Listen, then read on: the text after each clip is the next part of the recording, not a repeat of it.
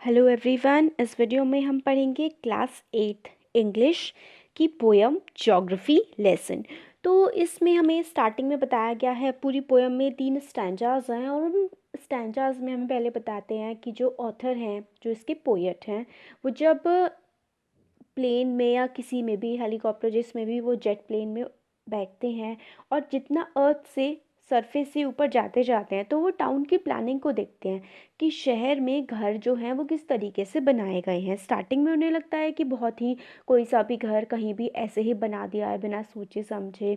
फिर जैसे जैसे वो ऊपर जाते जाते हैं, हाइट उनके प्लेन की बढ़ती जाती है, तो उन्हें दिखता है कि कितने मतलब सही तरीके से प्लानिंग हुई है ज्योमेट्री के शेप में। फिर आगे वो देखते हैं, जब और ऊपर जाते हैं तो फिर जो है कि कितना ज़्यादा पानी है, समुद्र कितने ज़्यादा हैं और ज़मीन कितनी कम है। फिर वो आगे थोड़ा और बढ़ ऊपर पहुंचते हैं प्लेन में बैठ के, तो वो ये सोचते हैं कि ये बाउंड्रीज बनाई ही क्यों गई हैं, ये दीवारें बनाई ही क्यों गई हैं इस दुनिया में, ये लड़ाई लोग क्यों करते हैं, और ये सब वो सोचते हैं। तो पोएम देखते हैं हम।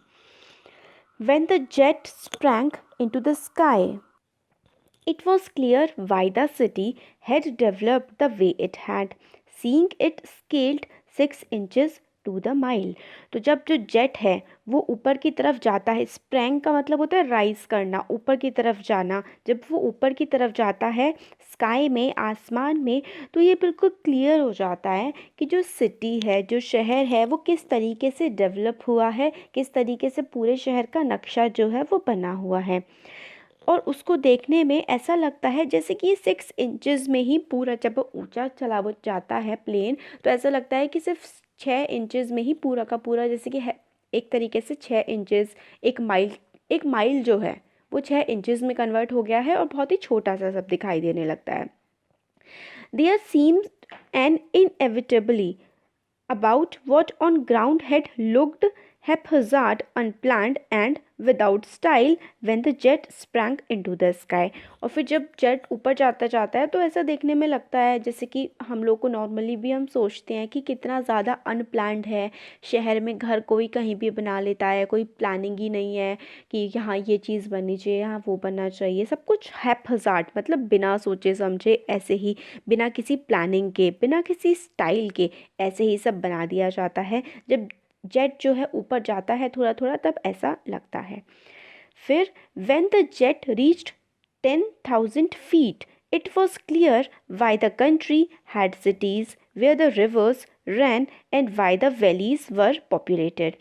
फिर जेट जो है और ज़्यादा 10,000 फीट ऊपर तक जाता है तो फिर ये समझ में आता है कि क्यों जो देश हैं या फिर जो सिटीज़ हैं वो नदियों के किनारे बसे हुए होते हैं, और वैलीज़ मतलब जो समतल एरिया होता है माउंटेन्स के बीच का, वहाँ पर पॉपुलेशन ज़्यादा क्यों होती है, वहाँ पर ज़्यादा लोग क्यों रहते हैं। The logic of geography that land and water attracted man was clearly delineated when the jet reached 10,000 feet। तो ये बात जो है ज्योग्राफी का जो लॉजिक है कि लोग इस तरीके से समतल इलाकों में नदियों के पास जो बसे होते हैं वो क्यों बसे होते हैं ये समझ में आने लगता है।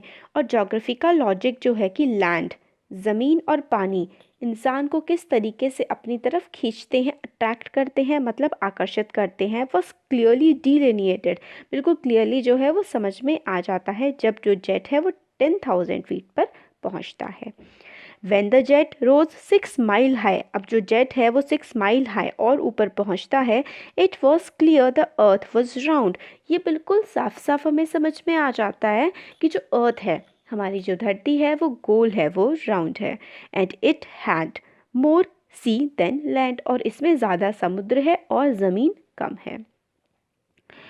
But it was difficult to understand that the man on the earth found causes to hate each other, to build walls across cities and to kill from that height it was not clear why।